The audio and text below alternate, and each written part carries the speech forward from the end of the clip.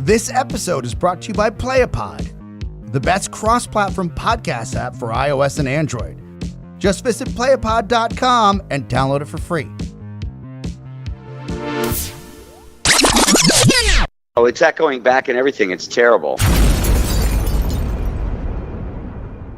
This is butt awkward. You got anything written down over there, dude? Yeah, chop your fucking head off when this is over. I'll be all right. When you were born, the doctor turned around and slapped your mother? You son of a motherless goat! Does Barry Manilow know that you raid his wardrobe? It looks to me like the best part of you ran down the crack of your mama's ass and ended up as a brown stain on the mattress! Hey, laser lips! Your mama was a snowblower! You stuck-up, half-witted, scruffy-looking nerve herder! Recorded in the HFTI podcasting headquarters. I'll use small words that you'll be sure to understand, you warthog-faced buffoon. They're just two regular nobodies that can argue about anything. I don't like your jerk-off face, I don't like your jerk-off behavior, and I don't like you. From music and movies to daily life and terrible people. You're listening to Here for the Insults. What did you say? I'm sorry. Actually, what I said was... Hosted by Big Matt Fisher and Sean Deakins. Why you keep me waiting so long? Yeah, waiting round here for way too long. Half the day they came and gone. Guess I'm going to have to wait some more. Don't wanna wait. Ricky, okay. How do we How's sound? that? Do we sound better now? Way better. Okay, we had to make a couple on the fly adjustments here. As we are at best. A 1 out of 10. Yeah. But I'd like to thank you, first of all, for No worries. giving us an opportunity to talk to you for a couple minutes and supporting this whole Ricky's Ride thing. I appreciate it. Yeah, obviously, let's start this kind of rolling like this. I want to talk about the foundation. I went back and I was listening to some of the episodes that you did with Jamie Josta, and I didn't even realize that it was a different foundation every year. Yeah, every year, I've always gone on long distance rides, and they just always got a little bit further. And then one year, I decided, you know what? What if I just try to raise some money for Farm Aid? Yeah, because nobody was talking about Farm Aid, and I was like, well, that kind of worked good. And then for St. Jude's, and then Eddie Spaghetti from the Super Suckers had cancer. He needed some money. Did for him. Then I did a foundation that helped supply support dogs for kids with epilepsy. Then last year I did the Claire Wineland Foundation, raised over $20,000, and that's when I was like, wait a minute, I think I got something here. Yeah, that was the one that you guys were talking about on the one episode I was listening to. Yeah, that was last year, and I ended up raising over $20,000. That's awesome. Did you ever get a thank you letter from St. Jude? Absolutely not. Yeah, because that's who you said on there. I It's like, I didn't even get a thank you letter. But it's like, look, I'm out there, and I know that St. Jude's is huge, and I know everybody gives money to St. Jude's and everything else. Right. But like I would write them, and I was like, hey, because I didn't know anything about charities. I never researched charities. I didn't realize that certain charities have a lot of people that get paid for administration and stuff like that. Right. So I was just throwing it out there. When I did Farm Aid, they sent me the first Farm Aid ticket from the very first Farm Aid signed by Willie Nelson. Oh, wow. At least you get something out of that, Yeah, I mean, and that's not why I do it. I don't do it because I want a thank you letter, but at least, help me get the word out a little bit or do something. They wouldn't even return an email when I was asking about St. Jude's. Oh, wow. So, I mean, they do great work. I'm not putting St. Jude's down at all. It's just, it becomes such a mammoth powerhouse where you're kind of almost losing your step of the way. And then when you have people in a lot of these foundations that are, making big CEO money. Right. It's the same kind of thing. It just becomes like, okay, I understand that if you're going to do work for a charity and it's going to be a full-time gig, you have to make a living in some way, form, shape, or another. Yeah, I guess. But I mean, right now what I do is when I try to find a charity, sometimes the charities find me, but when I try to find a charity, I try to find one that a lot of people don't know about. So I know if I give them $18,000, that $18,000 is really going to make a difference. Yeah. And we can see, like I was able to see how the money we raised for the Claire Wineland Foundation helps certain kids and their families. This, you know, I mean, I whenever people say they try to do stuff to raise awareness, I always kind of raise an eyebrow. Except the soldier suicide thing is the money is helping, but we're also raising awareness of something that people didn't even realize. Yeah, you know? Yeah. You always kind of, I've probably heard that statistic about the suicide numbers with vets, maybe float around before, but I guess it just not, it hadn't really solidified in my head until. Yeah. We kind of, I went and read about it after, coming, and after a friend of mine tagged me on your Facebook post. Is basically how all this started. So, well, the thing that's crazy about it is that now, every time I talk about it, somebody tells me, a lot of people tell me, oh, my friend served, or I served in this and that. And I see veterans, and I'm not, doing one of these like, I ride and speak to veterans all over the place. Veterans stop me all the time when they find out what I'm doing, and they tell me their stories. Yeah. And this honestly happens. They tell me the stories, and then I hear about it, and I'm just like, oh my God, this is so the right charity to be raising money for. Absolutely. I mean, especially with just in this day and age, mental health, I'm becoming more of a forefront kind of thing that people are talking about a little bit more. I still, rather than just kind of like being brushed off, just when you have like all these celebrities themselves. We've got Kate Spade and just Anthony Bourdain the other day. It's truly tragic. Yeah. Yeah. So it's like you can have everything going for you and still be, in an absolute just black hole in your head. Definitely. Definitely. But I wanted you to just cover a little bit of that. I'm familiar with you, obviously, through the Headbangers Ball days. When we were about to go into being able to have a chance to speak with you, I obviously was just doing a little bit of the Wikipedia stuff. I'm a huge wrestling fan. For whatever reason, I'd completely forgotten that you worked for WCW Nitro. As did most people. Yeah, I was like, oh, did he? I was like, because in the first thing came to my head is a lot of those guys in the wrestling business or whatever. It seems like everybody has like a Ric Flair story. You got any Ric Flair stories? I got to do a couple appearances with Rick, which was great because I remember walking into liquor stores, not getting liquor, just we'd be in a situation where we'd stop into stores. And, girls would come up and he would say something like, I don't remember the words and I'm sure not going to quote it, but he would say something like, I was probably alluding to like, I might have been with your mother. But not in a dirty, sleazy way, like saying in a young girl instead of saying to a young girl like, hey, sugar, instead saying something like, hey, you're a really attractive woman. I wonder if I probably know your mom. But the way I'm saying it sounds so much sleazier than the way it was. He said it in a very funny way that it was like, it was just cool. I met him briefly at a meet, like, a little fan meet and greet kind of thing. And this was a couple of years back.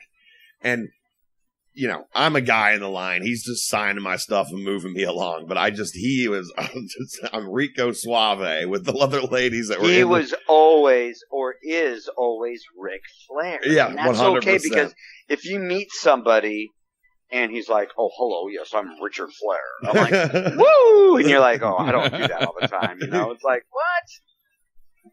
I just remember there being a female before and after me. And just when they walked up to get stuff signed, he was up out of the chair. Just schmoozing. Like, it was like, of course. I was like, Richard Flair. I was like, this old man still got it, man. Because I'm telling you, these girls were like putty in his hands. Oh, yeah. Oh, yeah. Yeah, but I was that and let's see here.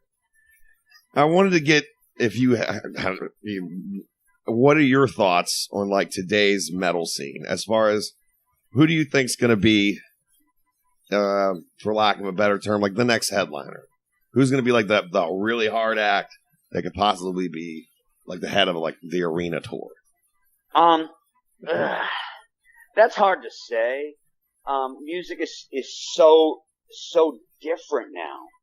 And, but the thing is, people that are of our age are so ready to say, oh, this new band's this, and this sucks, and that. It's like, no, it doesn't. You just gotta go out and seek it, Right. Even though they're the furthest thing from being a new band, I look at Lamb of God the same way I look at almost as Pantera, as they're just a big, heavy band that's great.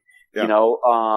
As far as being the new bands, I don't know, because I don't listen to, I think King is really good, but King isn't even a brand new band anymore. Yeah. So I don't know I know I listen to a lot of stuff, but I couldn't even tell you. Yeah. And as far as arenas, nobody saw, arenas, you want to sell an arena, you put out the big four. You put out the biggest metal bands of our era, and then you're going to sell tickets. Because if you put out just a band like, whatever, it's not going to sell. It's not going to sell. Well, it's like, obviously they're not new. I know Five Finger Death Punch does. Yeah, well, Five Finger Death Punch would be the biggest of that type of band. As far as, the Five Finger Death Punches, the Volbeat, stuff like that. Those bands are selling a lot of tickets. Right. So I just didn't know if maybe... when you say metal, everything means different. I'm thinking some of the heavier bands. But yeah, Five Finger Death Punch is packing them in and is doing really well. And I see their shirts everywhere I go, so that's a good thing for rock, Yeah, I mean, as long as they're taking, that's a personal opinion. I'm not a fan of them personally, like just the music itself. But if they're taking out smaller bands and you're putting them in front of a whole lot of people that in any other situation would have never been able to see or hear these other bands, I'm all for it. Right.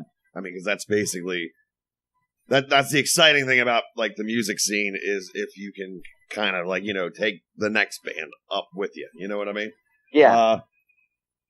But like what? But speaking of that kind of thing, on Ricky Rachtman's playlist these days, as far as heavy music is concerned, what do you got going on? Recent, or it can even be like what you're just kind of currently listening to on a regular basis. My favorite record of the year so far is definitely the Burn the Priest record, which is Lamb of God doing a bunch of punk rock covers, and I think that record is just nothing short of just amazing. I love that record because when I grew up, I was listening to punk rock. And that just sounds like good, heavy punk rock. Yeah. As far as new stuff, I don't know I listen to everything across the board. Right. So I can't tell you what the newest stuff is. I'm listening to a lot of the older stuff. Yeah, that's the same here. But I was just going right for like the more of like the metal stuff because usually that's my wheelhouse as well. That Lamb of God, the Burn the Priest cover record. I'm giving a spin or two. I might have to search out some of the other stuff because some of the older punk stuff, like I don't know if I'm not familiar with that song to know the original. You know what I mean? Right, but either am I. There's some of the songs that I don't know, but I listen to them and I'm like, oh my god, it's just awesome. It's just their take on stuff, The SOD Kill Yourself cover is a 10 out of 10. Though, yeah, I think there's so many of them. Yeah, that and the We Gotta Know. Those are like from the Chromax cover. Those are bangers. Yeah, I agree. I'm kind of jumping around here. Now, from everything I've been reading about, it said that you did some riding through Mexico on one of the other rides in the past. Oh, plenty of times. I don't even know how many times I've ridden. Me and Tammy used to sit there in the morning and go like, "You want to go to Mexico for lunch?" And we're like, yeah. So when I lived in California, we just get on the bike and we've ridden to Tijuana for lunch. God, I rode to Tijuana to get dental work done. That's so Miami Vice, taking the boat down to Cuba. I love that. It was pretty badass. That was one of the things I missed. Really, the only thing I miss about living in California is riding with my friends. Hey, Ricky, Sean here. Hey, Sean. Just wanted to ask something that I was thinking about, and I listened to some older interviews that you did and talking about some of your days at MTV with the Headbangers Ball and when you started to see how MTV was changing. And you told the truth. You said that MTV is a business, and if you ran that business, you'd have done the same thing. Well, my question to you is, what was that moment, that catalytic event where you just knew MTV was going to change forever and it wasn't going to be what you once loved? I don't think there was a catalytic. I don't think there was any kind of event that happened. it just, things were changing. I mean, things change, and just, the whole thing with me just came so all of a sudden with no warning that it was just like, you're not showing up this week or next week or ever. It's just like, oh, okay, I don't go to New York anymore when that's what I'm always used to doing, so it wasn't an event. It was just things change, when I saw music, for people to say the whole grunge, that's just the stupidest thing I've ever heard. If your music is so weak that you're killed by a certain type of music, or if your music scene's dead just because not as many people are buying it. When I started listening to metal or started listening to, I didn't listen to it because it was selling 3 million records. I listened to it because it was what we listened to. I don't care if it was all over the place, but just things changed. I mean, I think when the reality show started taking over and I saw more and more reality, I'm like, oh my God. I was like, and it's like, at least we have VH1 to play music, and then they got rid of it. That's exactly what you said. And when that happened, I was just like, holy crap. It's just like they don't even try. I mean, it's just like throw crap up against the wall, and if some people are watching it, okay. And I cannot watch any of that horrendous shit they have on. Yeah, that stuff is all garbage. My wife watches it. And it's not like I've been in, I say that having been in Rock of Love, Charm School, Daisy of Love. Those shows were great. I love those shows.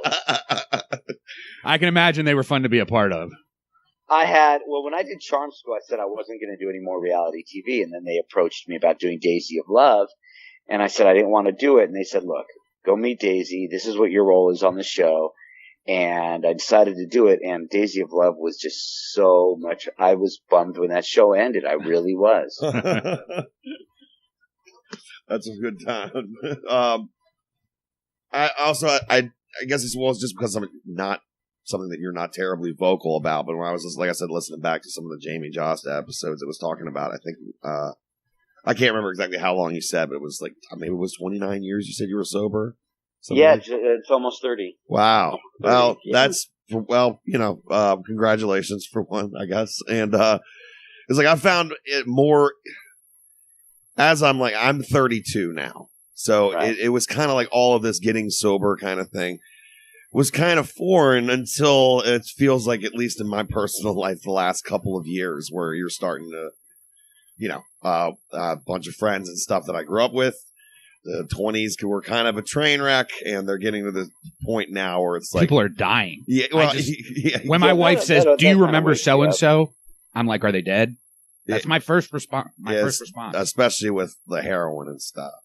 But I never knew, because when I was writing, looking through all this, I was going to ask you about being out in LA and stuff. How did you ever get mixed up with the whole party scene? And then when I was, listening, holy crap! I was hooked. I had Slash tell me to stop hanging out with Axel because I was a bad influence because I was doing so much drugs at that time. Holy cow! So, you were a bad influence on Axel. I was, but we were doing bad stuff. So. It didn't, that's what it was before a show, and we had been up 5 days straight, and, that's a hell of a, that's a bender there, brother. yeah, that was bad.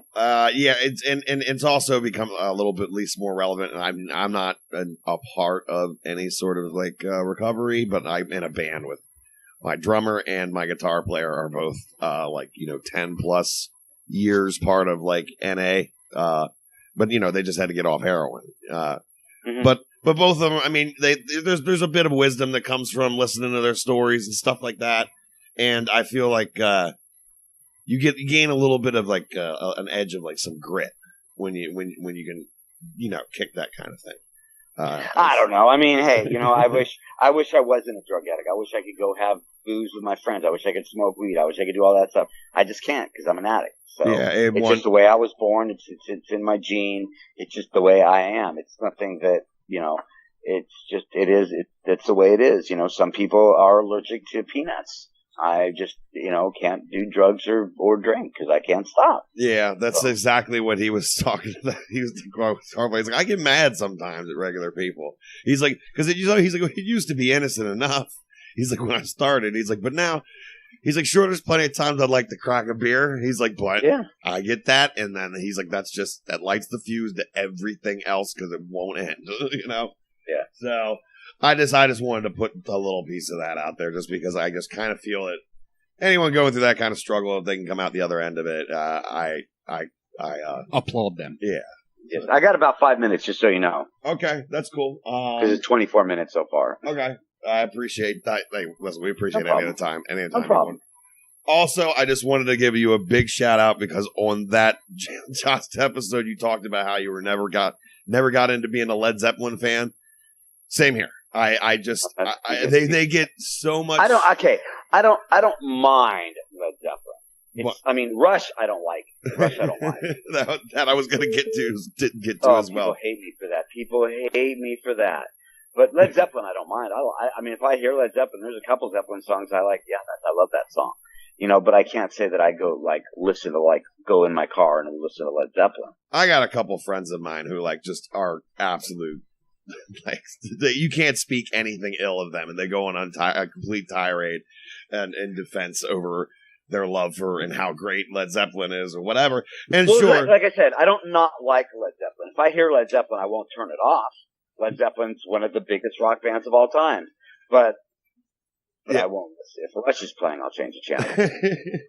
It's like, yeah, I appreciate those guys' artistic integrity and creativity and stuff like that, but I was never a big Rush fan either. Right. What is this supposed to say? Okay, I got my co-host handing me stuff. We got a couple of minutes left. Yeah, I know. Yes. What is that supposed to say? But what? Ask what's next. Oh. I want you to ask a question and stop talking about yourself. No. We're talking to Ricky. Also, you plan on it said you're going 18,000 miles with this ride. Now, do you have a specific route laid out in front of you already, or no? I wish.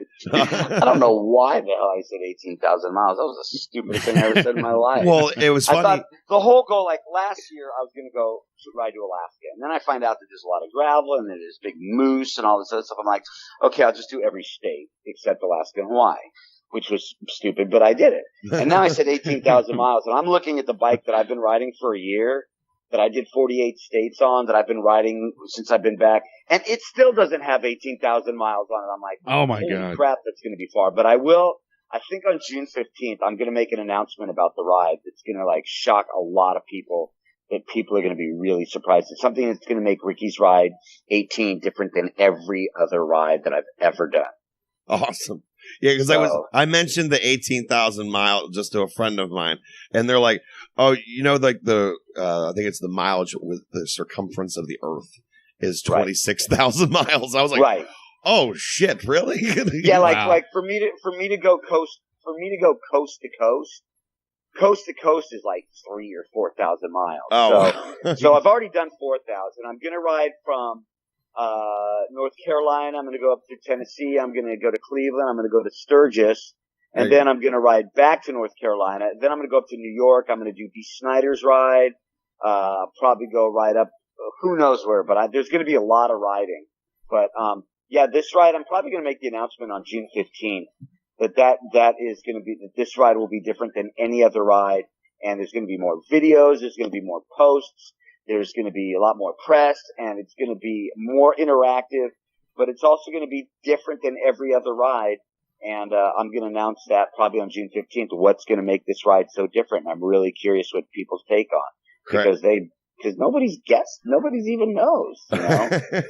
I will be standing by, waiting for those details. It's going to be great. I'm really, really excited. I mean, I love riding. I love going out and meeting people. That's the beauty of my ride, is that I'm not so famous that if I say, hey, I'm going to be at this gas station, that there won't be 50 people there. There might be 5.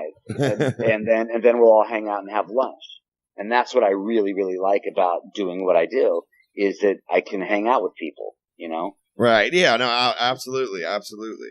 But yeah, we're going to be putting this stuff on our website. I've shared it on my Facebook. I got, I gave my buddy, I got a friend of mine who he's in a motorcycle club around here in Maryland.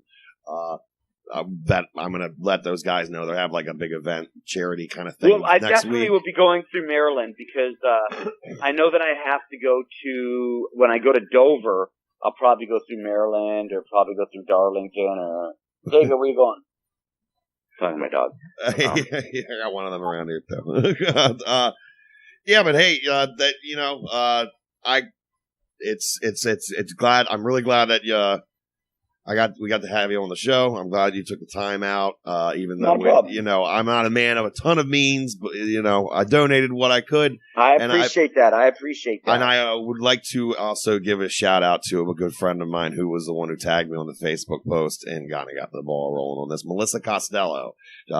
We would not have been talking to each other. I wouldn't have gotten I wouldn't have known about the whole charity ride or getting you on this podcast that we do. Just as thank you, Melissa Costello.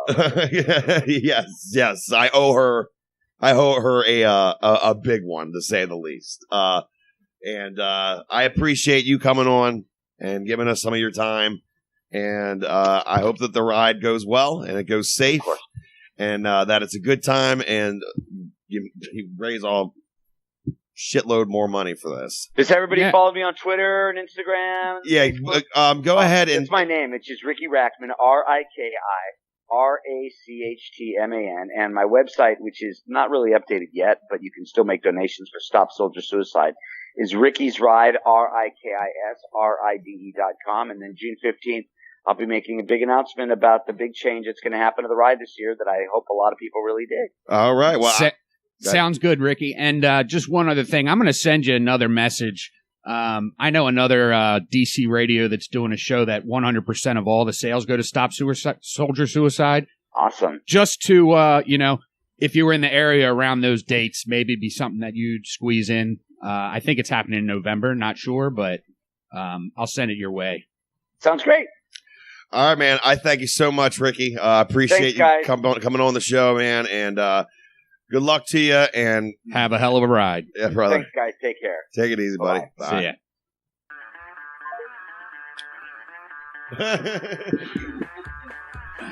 ya. If he's been sober 30 years, what are you doing? What are we done? Are we going to keep rolling? I need a fucking cigarette. I thought you were just going to record that as a segment, and then we would go do the show around it. I know. Sure. We'll let all this fester a little longer. Pause this.